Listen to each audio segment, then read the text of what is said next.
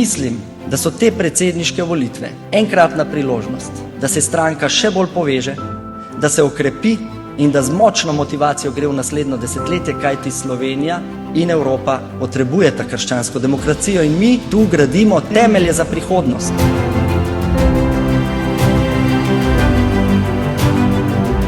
V zadnjem tednu so mnogi na številnih družbenih omrežjih ali v javnosti sporočili, da so nameravali v prvem krogu glasovati bolj taktično kot načelno. Mislim, da se zadeva obrača in vrača nazaj, da bo takšna, kakor je prav. Vedno več ljudi sporoča, da bojo v prvem krogu glasovali načelno in podprli desno-sredinskega kandidata in potem bomo videli.